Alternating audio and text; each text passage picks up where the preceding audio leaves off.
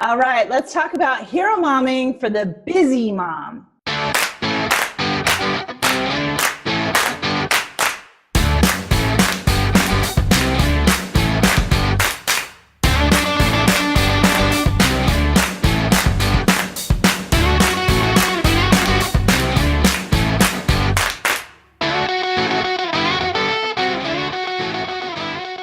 Good morning, guys. I'm super excited to welcome a very, very special guest to the show today.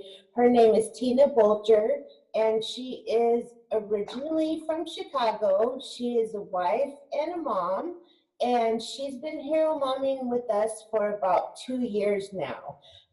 She's super expert at doing hero mom for a super busy mom. She's got 2 kids and works full time at, get this, a Dunkin' Donuts, where they serve donuts and ice cream, and she's still killing it on the program. So everybody help me give a warm welcome to Tina, and good morning. Yay. Hi, thank you. Welcome, Tina. Thank you. All right, so Tina, you pretty much represent most of moms. You know, busy with your kids, busy with work, you have a husband, you guys are both working, so two-income family, and your kids are active and busy. So you are also a higher ranked full-time mom, so that means not only do you just show up for work, but you got to show up and manage a crew of people and customer service and the whole thing. So, and not only that, your scheduled times of work, your shifts, are kind of all over the place. Sometimes they start really early, sometimes you stay there really late, so you've got to manage different time schedules from week to week too. And all of that while Tina has to figure out how to prep her food, how to bring her food to work with her, and schedule that all out, and making sure she stays on task.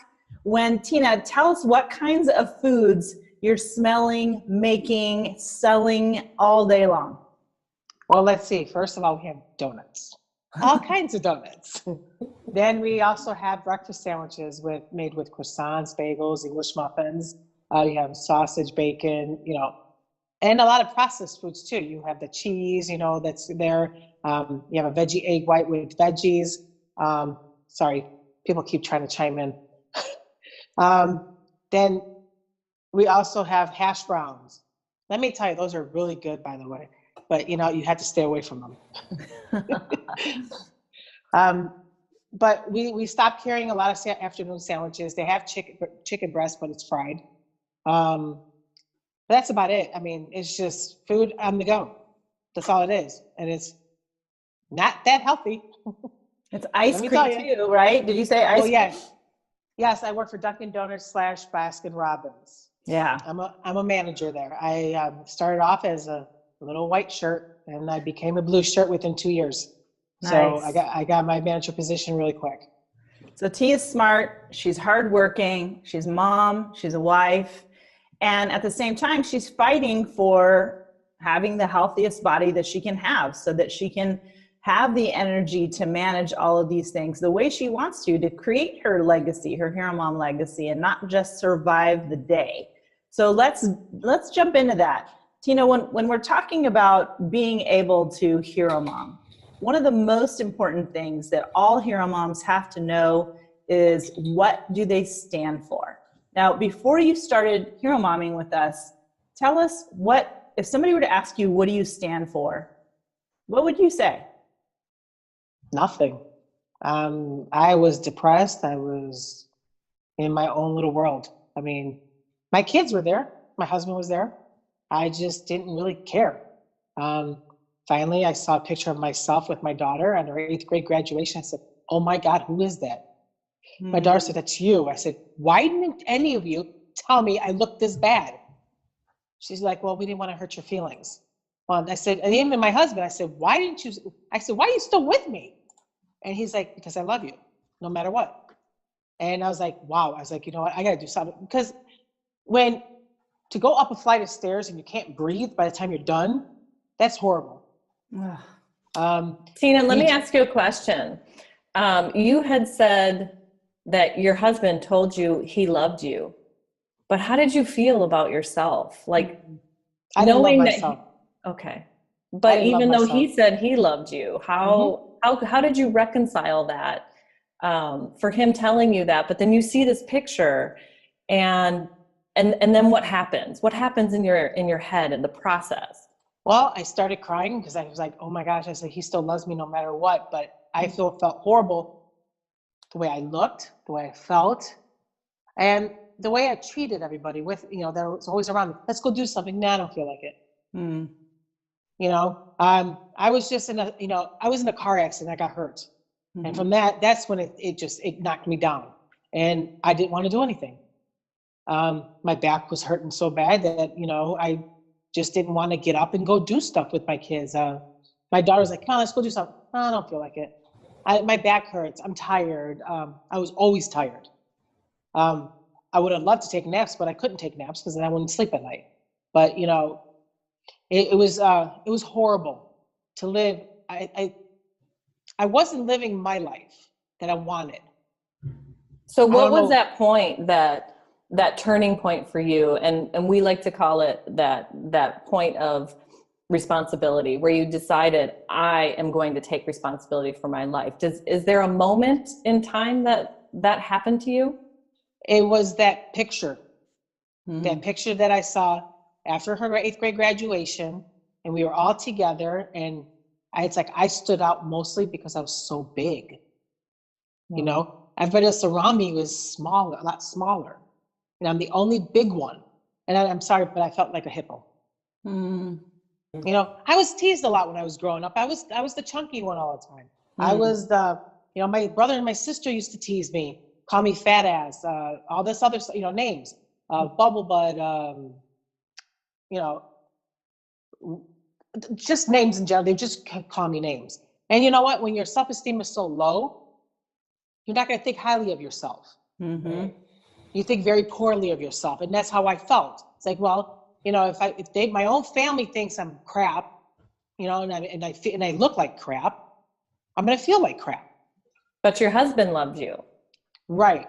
So who were you doing that for? When you decided, was the catalyst for you, or was it because? No, I started for my kids first.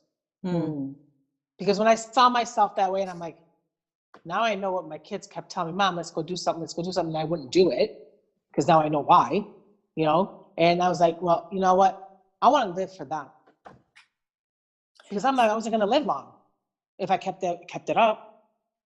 I was over 360 pounds. Wow.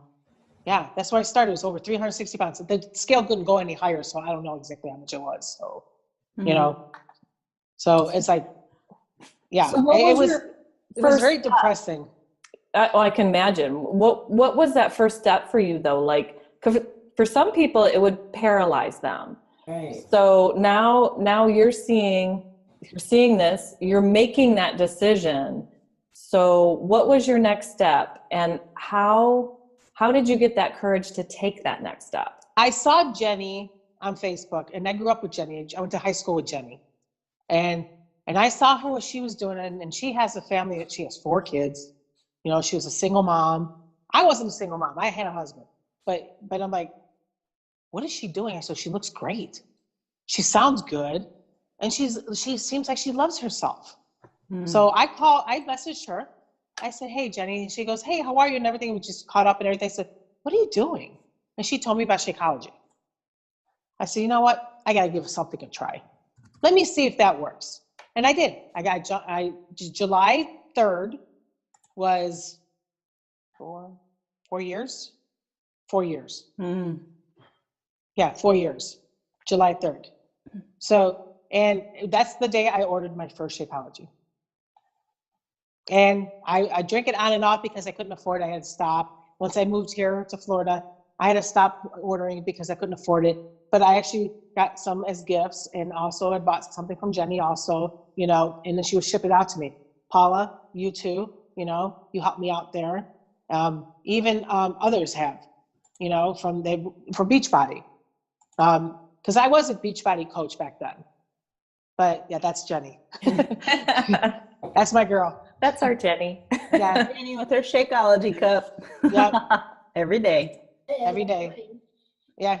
You know, like I said, I mean, that's what started it. And then once I started drinking it, and then all I did was drink it. I didn't exercise. I just drank it. And I followed what she was telling me to do, and I did it. And I lost, I think it was like 15 pounds in like a few days because the way I was doing it. And I stopped eating the junk food that I was eating. I told my husband, please get rid of it. Don't keep it in the house. I go, because there also, I'm going to eat it. If it's there, it's going to be eaten. You know, I don't want food to go to waste. That's the way I was brought up. You know, mom, dad always said, you know, you eat what's on your plate or else, you know, you don't get nothing. I was like, oh, okay. So we ate whatever's on our plates. But they always served us. How did that work out? Did your family support your decision to keep that kind of food out of the house? At first, no, because they all wanted it, because that's what they're used to. Right. But once we moved out here to Florida, it was a lot easier for me because I started brand new here in Florida. I didn't have the junk food already. So I got rid of all my food when I moved. You know, I only brought staples with me, and that was it. That didn't go bad. So then once Except that you started working for Dunkin' Donuts. Right. Well, yeah, that's given too. Well, you know, I mean, you know, I needed a job. Well, in the past, I worked as I was store managers for Rent-A-Center. So I was a store manager there too. And I told when I went for an interview, when I moved out here, I was supposed to have a job by the time I moved out here. Well, by the time I drove down here, while I was driving down here, I lost my job. So my husband didn't have a job either. So we lived off our savings. I went and got some payday loans. I had to pay those back, of course, and all that. And so then I said, I need something. So I started Ubering. My husband started doing that too until we both found jobs. Within a month and a half, I found a job at Dunkin' Donuts. And I've been there since. So, no, a month. I'm sorry, a month. So I've been there. Oh, yeah, that's me. Wow. That's Tina. Yeah, That's our real T when she was, that's about how you were when you saw that picture, right? That was a little bigger than that. Even a little So bit that's bigger. where we know you, I mean, we know the thoughts that you were having then. So, so what did you do for yourself over time, and what thoughts do you have now? Paula, do you have, and tell us how much you've lost too. I don't know the official number, and Paula can give a picture as well, but it was 120 pounds. wow. Last there you go. Oh, wow. And this is in Florida. This is at the first house I lived here in Florida when I first moved out here. And what does your tank top say? Coffee, because HEROMOMing is hard. And I don't drink coffee. Yeah, well, and that's some, you know, that's something that we talk about too, but I love this because HEROMOMing can be hard at times, but you're a very determined person. That's what I know about you, Tina, over the time that I have fallen off the wagon, if you want to call it that, okay? I have but you've gotten back on. But then I see myself, oh God, no, not again. I go back on. Mm-hmm. And it lasts for a long time. And then when there's a stumbling block that comes up, sometimes I get so stressed out, I fall back. You know, but now that I talk to both my husband and my kids, my daughter moved out, so she doesn't live at home anymore. But my son is here, and I said, from now on, I can't cook 2 different meals. I have to cook only one meal. Because if I cook something for you guys that's not that great, I can't have it on the same table with my food, because then I'm going to want to go there. Yeah. So I want to stay on track by eating what's healthier for us. And I said to my husband's lost a lot of weight too, just by me cooking. Mm-hmm. You know, my son is slim and tall, getting taller. He's about to pass me up, you know, and he doesn't play sports. He's a computer geek. Okay. So tell he us how sits they all like day the long. food, how they like the food that you're cooking for them. My son never ate vegetables before. And then when I started making vegetables, I didn't tell him I told him the pizza was the best one, the cauliflower crust pizza. Yeah. He goes, Mom, what is this? I said, pizza. And he said, eat it. And he goes, but can I tell you something? I go, yeah. She goes, I don't want to be mean or something. He goes, needs more seasonings or something to it. Like, okay, I'll remember that. So then next time I made it, I just add more stuff to it. Yeah. Well, and I More love seasonings. how you have your stuff prepped, and then half the time you're posting that your son ate all your Brussels sprouts or whatever. Yes, Broccoli. it was broccoli. Right. And like, this kid never ate broccoli in his life until we moved out here. Yeah. And it's like, oh, okay. Yeah.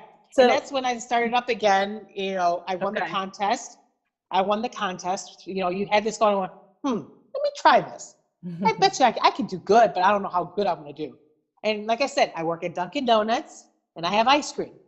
So, you know, those munchkins are really good, you know, the glazed ones, Good especially when they come. about munchkins. I didn't know about munchkins, and now I never saw a munchkin in my life, and now I dream about them. The glazed ones are the best. And then we just got a Dunkin' Donuts in our neighborhood, and it has a drive-through. A drive-through. Stay away. No, I haven't gone. Like, how do you order a donut in a drive-through? They do. But when you go to the donut shop, you say, "Oh, look, and you give me the pink one, give me that one." Well, it's a strawberry frosted with sprinkles. Oh, all right, holy smokes, we got to change the direction of this. Yeah, right now. Okay, but Tina, so what we got started on when we first were asking you about what if somebody were to ask you what you stood for, and you said nothing, you were depressed. So like a lot of busy moms who are really, truly their heart's desire is to create an incredible life of happiness, that one that they can live through, but also one that they can bring their children in and then equip their children to create that for themselves and for the generations following. And you were just trying to survive the day. Mm-hmm. And I was. Now, when we ask you, what do you stand for as a hero mom? I stand for my family. Mm-hmm. Yeah. And we all know this. Yeah. You guys, those of you who are watching, you stand for your family too. But what does that mean for you, Tina? It means if I'm good, if I feel good about myself, if I'm healthier, and if I take care of myself, I can take care of others too. Mm-hmm. I can take care of my kids, my husband, even whoever's in my home. Okay. I don't have to worry about where I'm going to die tomorrow because I know I'm taking care of me now. Before I was just, I got to do it for my kids. That's it. And then I did it for my husband, but now I'm doing it for me too. It's not just them.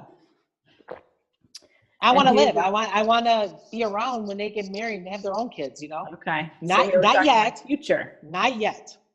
No kids yet.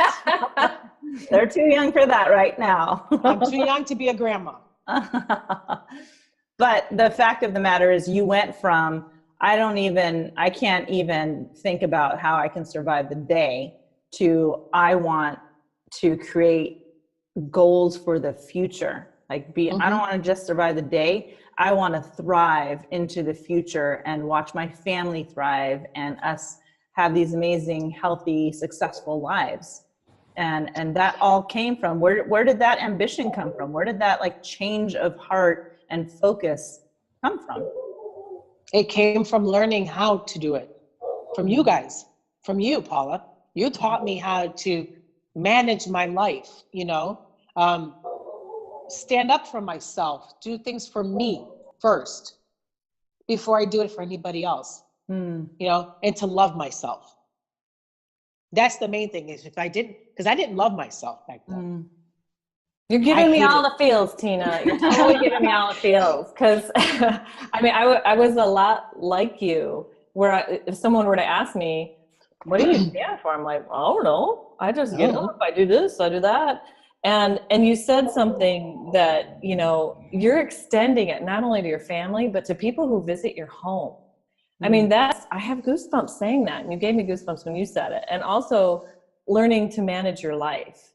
Because that's what happened to me through the Hero Mom process as well, is that I want to be of service to my family, to my child, to my husband, to the people in my home. I mean, I love that. And to the people in the world that we can help, Hero Moms like you.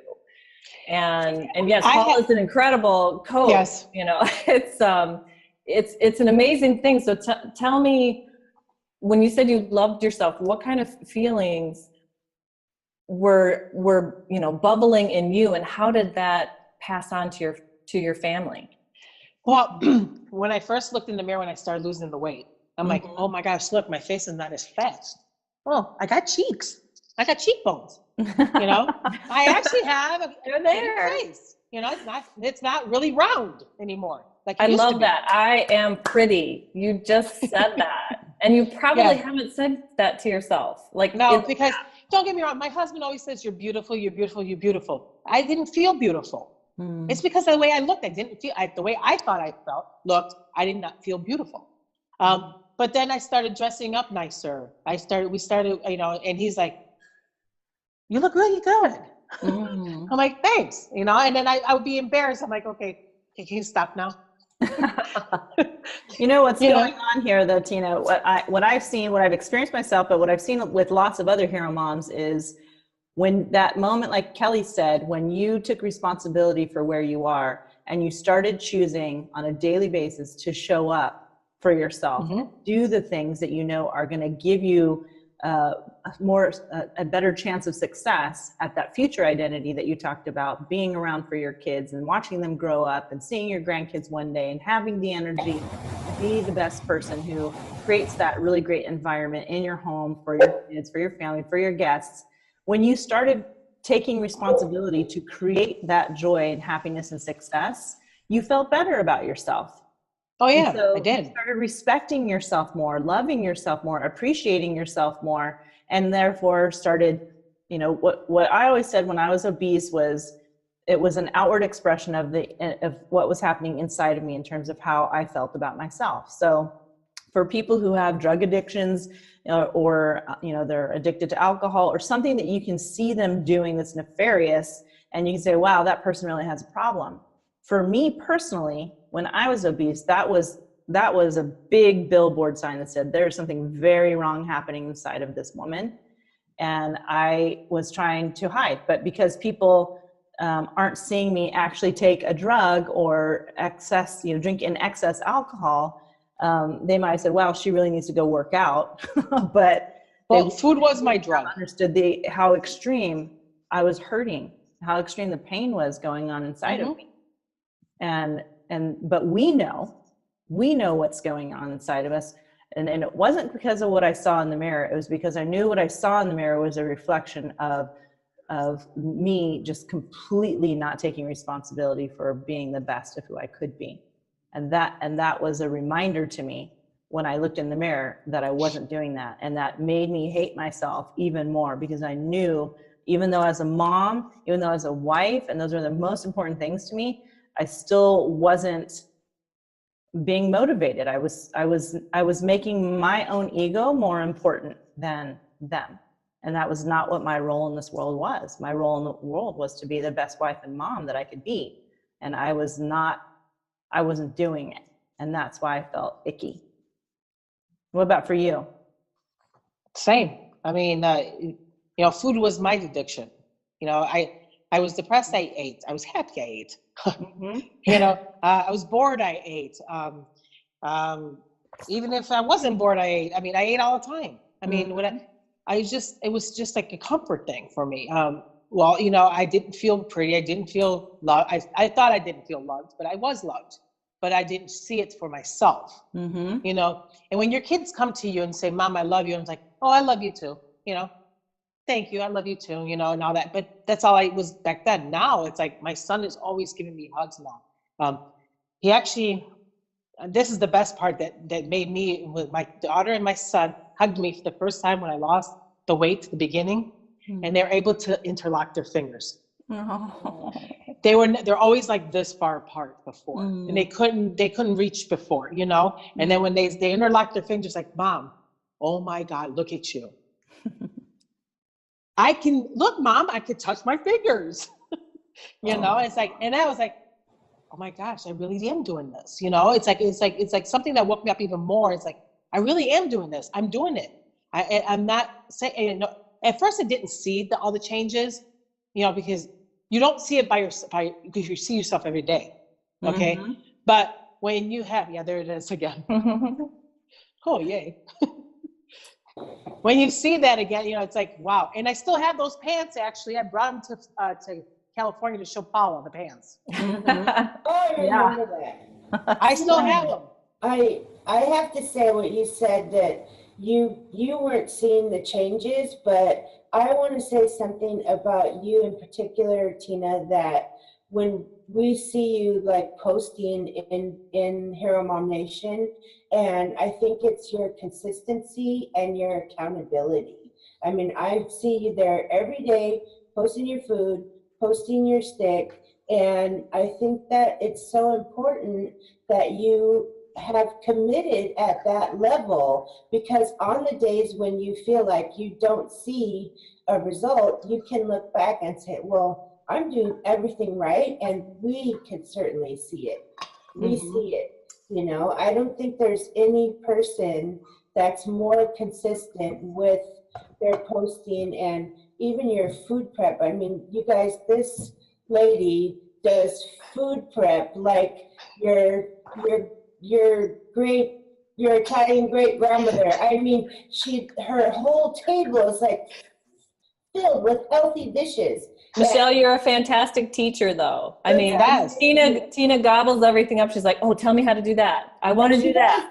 I know. Yeah, I do. I know, Does. and I copy the recipes because you know what? One of these days I'm gonna get there and I'm gonna make that recipe. Right. I don't care. I just had to get to the store to get all the items. Right? So I love that about you, that you're not just sticking your toe in the water, you're just boom, let's do this. And you're doing it, and everyone can see it. So when you can't see it, trust that we do see it.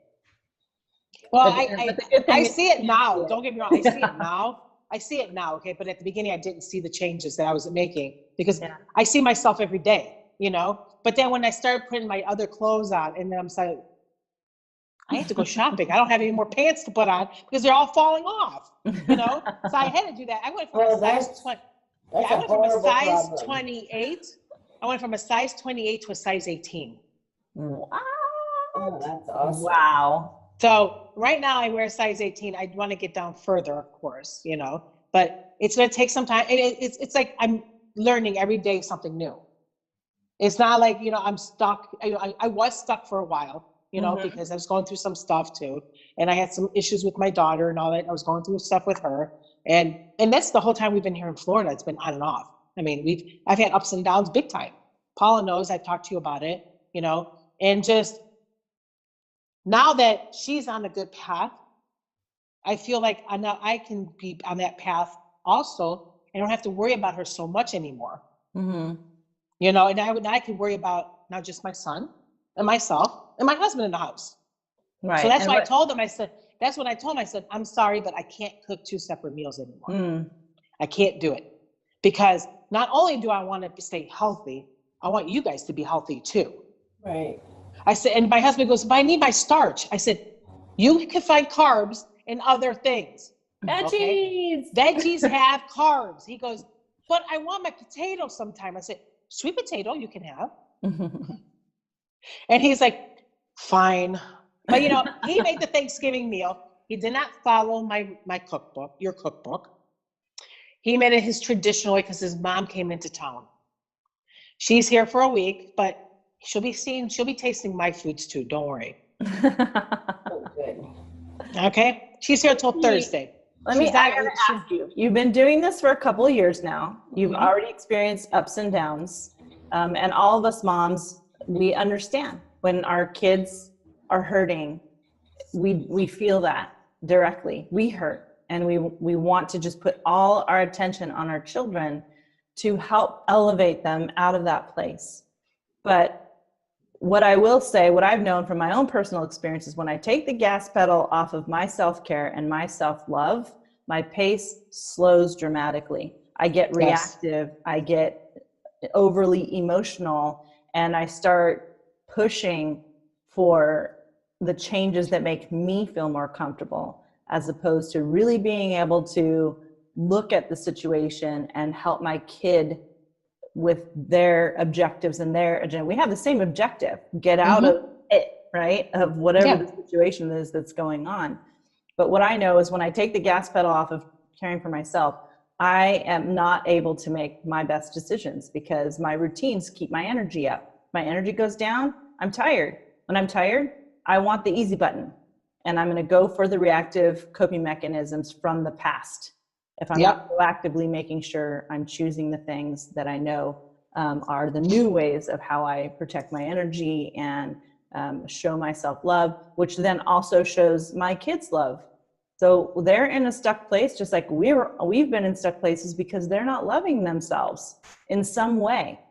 And one of the best things that we can do is consistently keep showing up, loving ourselves, because even if we don't talk about it with them, they see that. And they'll remember that as they get older and develop. I just had that conversation with my daughter last night at Thanksgiving dinner. After my husband went out with his mom and the dog for a walk. And I said, once we moved out here to Florida, you decided to get your attention from other things that were not healthy. I said, but once she met the man that she's with now, you know, he showed her that you don't have to be skinny and unhealthy, you know, because she wasn't healthy either. You know, now she gained a lot of weight back. That's the issue now. But I told her, I said, do this way. Try it this way now, you know, and everything. And now she's finally, and I told her, I said, you were in a bad place when we moved out here, but you're in a better place now. So you have to make the decisions that are going to be good for you now. And you still have to love yourself. And that at one point she did not love herself. And she was falling into a big trap where I was like, I couldn't see her do that anymore. And I told her straight out, I said, you got to change for yourself, not only for yourself, but for everybody else too that's around you. You want to look, and I kept telling her, keep trying to remind her, you're beautiful inside and out, just the way you always have been, no matter what. And she appreciates that because now she's like, Mom, how do I do this? How do I get out of this, you know, and now she's coming to me for advice. And that's awesome to hear. You know, it's like before she was so closed off and she wouldn't listen to anything I had to say. And it hurt me because she wouldn't. But now she's actually opened up to me and she's telling me a lot of things that, you know, my battery's about to die, so I have to change the thing. Hold on a second. Okay. You have to be on my, not on speaker. I mean, on my headset. I have to be on speaker. Okay. I'm sorry. Hold on. Okay. Oh, there we go. T, can I ask you a question about your story though? What I think is so cool and super awesome is that when you stepped off and put all your attention on her, like the balance of you taking care of yourself was not there. You kind of went back into some of those old patterns of depression and addiction. Yeah, I did. Right, with food. And then when you came out of it and started getting consistent again, she was empowered to say, okay, when we, and this is not picking on Tina, I've done this a million times, so I totally know exactly where she is. When we start going into reactive mode as mom, then it creates this negative energy of instability within our family because we're the rock. Like we keep stuff going in the home. We keep the relationships going. We keep order. We are the ones that they look to create that feeling of stability as part of our role. Of course, the dads are there. That's their responsibility too, but in a different way. Emotionally, we're the ones who really got to be able to maintain our shiz, and we're more emotional than the men typically. But if we're all over the place emotionally, our kids are going to be like, I don't know what to think, and they're creating their own coping mechanisms to deal with this instability that's going on. They'll use our old coping mechanisms that they've seen us role model, or they'll create their own. But they won't feel stable, and it won't come out, and it won't be expressed in a way that's healthy or proactive. And so she went to something that she saw mom doing, right? Food. And it's an easy one for anybody to go to because anybody can get it. You don't have to go to some like shady alley to, buy and sneak and pay somebody to grab it. It's not illegal. It's everywhere. It's easily accessible and it's cheap to get. And most people won't criticize you for eating because every human being eats. So it's interesting how when you took your foot off the gas pedal of self-care, she started implementing some of the coping mechanisms that she saw you role model from the past. And then when you got your foot back on the gas pedal and started loving on yourself, she was like, okay, mom's stable. I can come to her now and start asking for some guidance. Right? Right. Do you see how that trigger reaction? I love it. Yeah. I love it too. Yes. Well, and going back on what Michelle said, you are very consistent and you show your accountability in your food and your stick. But what I also love, and this isn't a natural accountability item, but you've been doing it lately, is the personal development. Because you're saying, I am improving my brain, my mindset, but look what you've done and created for your daughter, because now you can help her have the same mindset. You can improve your marriage or whatever it happens to be. Mm-hmm. But that really, most people don't think, oh, I'm going to talk about what I read today. But I mean, that for you, that's an accountability item, and I love it. And I think that should happen more often. Yep. And, but now you have the teachings and you're teaching yourself and you're able to impart that to your family. And I mean, that's huge hero mom right there. Mm-hmm. Well, and I love how you call it Yesterday, me time. my mother-in-law and I were talking, and I told her how I listen to podcasts in the morning on the way to work. And it was 5 languages of love. Mm-hmm. We've been talking about that a lot lately. Podcast and everything. And I said, hey, Tom, you should listen to that in the morning too on the way to work. You have 30-minute drive every day to work and 30 minutes back home. And did he do it? What is it? I said, I'll download it for you. Don't worry. Don't worry. So we'll see if he does it. But Kelly's got a great point, and this is part of hero momming. It's not just following the tactical things to, eat this at this time of the day, do this workout, and it's so much more than that. That's a huge piece of it. Those are the action steps that you need to take in order to change. If you don't change your routine, you're not going to change your life, period. But the other thing is you always have to keep evolving the way that you think. And Tina's doing that. She is studying literally like a student, but becoming an expert on thinking bigger, thinking higher, thinking stronger. And that is naturally going to show up in her life and how she parents.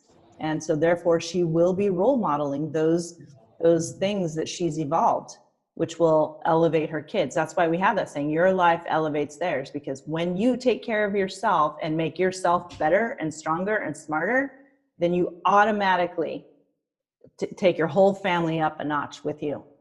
So I love that you are doing that too. It's such a key, important piece. And I love that you're role modeling it to the Hero Mom community by constantly posting in there that this is a piece of your success. This is part of the routine of your success. So with that being said, all these things that you are doing now, what would you say that you're strongest at? Like what's your strong point in everything that you've understood? If you were to look back at what you've done, what are you great at? I'm great at following recipes. And they're great recipes. Yeah, they are. They're wonderful recipes. I try something. I tried new things now. I have new seasonings in my cabinet. in my seasoning cabinet. I've tried different things. I don't eat I never really cooked all the same foods all the time. But like my niece and nephews always used to say, we come by you, Tina, because my mom cooks the same old thing all the time. And we're sick and tired of it. So we like to come by you because you always make something different. And so that's the big thing. It's like you're not eating the same thing over and over and over again. You're changing it up. You're adding more to it. You could take something out and add something else to it. That's the best part of the recipes. I'm great at that. I can change it up, no problem. I don't have to eat the same thing over and over again, even though some of it is really good. Some of the recipes. They're all good. And even my kids, same thing. They're all my husband too. He likes to change the foods. He's like, wow, you haven't made this in a long time. You think you can make it? I said, no, I don't want to make that. I said, because that's not healthy. And he goes, huh? I said, but it's not. I said, I'll find a different way of making it. So I was making shepherd's pie. and I made it with cauliflower instead of the mashed potatoes on top. And he's like, this is pretty good. I said, yeah, just keep eating it. I didn't tell him what it was at first. That's the best part. Some of Michelle's recipes are so ninja'd that you would not know you're eating healthy foods, not because it tastes unhealthy, but because it tastes so flavorful and so good. Like the satisfaction is so high that you don't even care if it's foods that you would normally have associated with not something that would match your taste palette, right? I have a sweet tooth. I love sweet things. So when Michelle taught me with her recipes how to mix spicy and sweet, and it literally covers up the flavors that I didn't like before. At least I guess it has, because I don't even notice anything negative. I only notice the explosion of happiness that's happening in my mouth. And that's all I care about. Not just that, also, the stuff that Michelle has given me personally, recipes, the milk, what was the milk? It was for when you were having some inflammation problems. I gave her like a golden milk recipe for her tea, though. Yeah. That was awesome too. And they were like, what are you drinking at work? They're like, that doesn't look very good. I said, but it is. Here, you want to try it? It tastes good. Like, no thanks. I said, just try it. It's delicious. Like, oh no, it's got too much flavor of a ginger. I was like, you don't know what's good. So Tina, you talked about, we know that, you can follow a recipe and you can cook, and because you like to cook before and you're Italian. So, there's lots of good foods there, but what do you think that you're great at that you wouldn't necessarily have saw in yourself before, or something that wasn't maybe as natural for you to think that you were great at? What, maybe it's new to you? New to me. I don't know. I mean, I've been doing this now for 2 years, so it's like nothing really new. It's just have to keep, getting back to where I was. Well, since you started hero momming, new for you since you started hero momming, because that's just the last 2.5 years, from the rest of your life. So that's still fairly new. Yeah. I mean, for example, I would say it's the loving yourself mostly. Because some days you don't, even if I wasn't feeling well for the longest time, I had the nerve damage in my feet, I had back issues, and then I was having inflammation on top of everything else. And I was not feeling good. I was feeling horrible. But I tried to continue doing what I was doing, trying to do better for myself. And then I would contact Michelle and say, I need help. What can I do? I have this going on, and everything, but it's easier now than it was back then to be able to get out of the rut that I was in. How do you do that? What's your process? I think of back then, I was like, well, I didn't do nothing. I just sat there. Now, at least I go and I ask for help. That's huge. Yes, because before I never did. I was just stay where I was at. And just after you ask for help, then what happens? Well, then I start feeling better. I was like, oh, okay. So then I start doing the stuff that I'm, that Michelle has given me recipes and all that. And just to feel better about myself. It's like, it started to feel good, where my inflammation started going down. My feet stopped hurting for a little while there. It's like, I'm able to stand longer. I'm not complaining as much, and my husband's like, are you okay? You haven't complained today. Yeah, so basically you ask for help and then you take action. You said, I start doing things. Yes. You find an expert, you ask the expert for help. Yeah. Then you got a protocol, whatever the expert is telling you, okay, this is what you need to do. And then you implemented it. And I would say fourth is you were consistent with it. That's huge, because we can always plan, but doing the planning isn't, having a plan isn't what's going to make you successful. It's following the plan, and following it consistently is where success happens.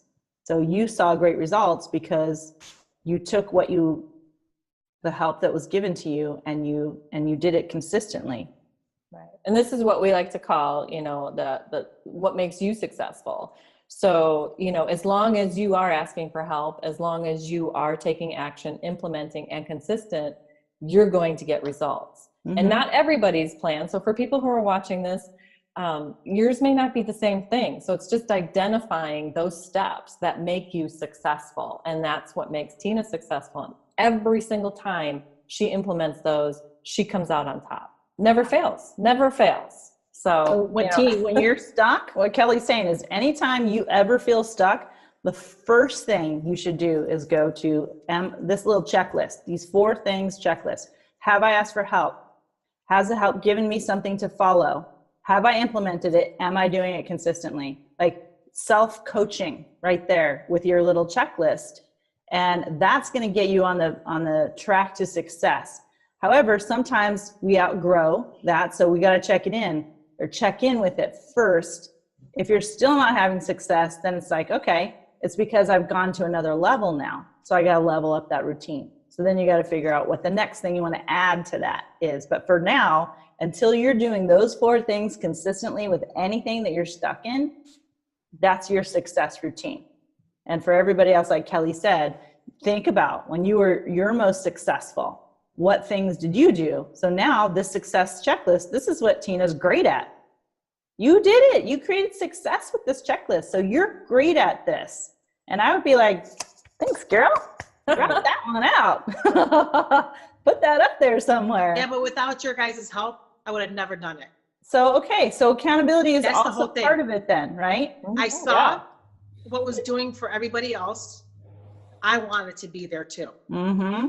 That was the thing. I saw, like Jenny, I saw her that she was starting to feel better about herself. And I asked her, I said, so what are you doing? She told me what she was doing. So I tried it and it was working. It worked. And then I got stuck again. Then I saw Paula what she was doing. Then I asked Paula, what are you doing? So then you were implementing those steps. Right. Yeah. I would say potentially one step that you could add is search for the answers. Right. But first you need to identify. I would even say first, identify where am I stuck? And then let me search for somewhere where someone is doing, who's not stuck there, and ask for their help, right? And then get into the ask for the help. So what I love about this is I want you to really recognize yourself for hitting a milestone, creating a success formula in a place in your life where you struggled all your life, right? And now you've moved past that. So this will be something as a strength that you literally can leverage in any area of your life. So no more are you just intuitively trying to figure it out. You have a checklist. So you have the formula of how to improve or get yourself out of the pit of a stuck place. As our mentor says, caged life, right? If you're caged in a certain area of your life, you literally feel trapped. This is where you would apply that in any area. It doesn't have to be just with health. So then let's move on to that last piece, which is where do you feel like you're missing something? What do you feel like you're missing to get to the next level? I sometimes feel bummed that sometimes I can't afford to do what I want to do. You know, now I gotta admit, you know, it's gonna be better because my husband just got a promotion. So Awesome. that was yay. Nice pay raise. Woohoo, good time. So Awesome. yep. And then also, you know, now that the weather's cooled down a lot here, you know, in Florida, it was 100 degrees a lot lately. Finally, it's cooled off, and I can get out more and do more because it was too hot. I couldn't. And not only, I live on the 3rd floor, so there's a lot of steps I have to take to get up and go down, up and down. And some days, I'm sorry, but I have bad knees, and these old knees want to give out. I can't do the steps. And they hurt, you know, and so I want to be able to lose more weight, feel more healthier, and be able to rock those stairs. That's what I want to do. Okay, so let's look at that for a second. If you were to look at even just the one thing that you're missing, and one of these 4 things, go outside more, for example. if you need to go outside more to get to the next level, let's look at your checklist. Okay, so you've identified what you're missing. What have you done to search for ideas on what you could do to get outside more? Well, now that the weather's better, I can get out more and walk. Okay, so you're gonna walk. So that's what you're gonna do. We have walking paths in our apartment complex. It's 28 acres here. Oh, wow. Okay. So they have walking paths. They have like dog parks and little paths for to go like to a regular park for the kids. My son's too old for that now, so he can't do that one. But we could take a walk to the dog park, which is probably about a half a mile to a mile away. Okay. You know, which is not that far. We could do that. You know, okay. So how often would you do that? I would try at least 2 times a day.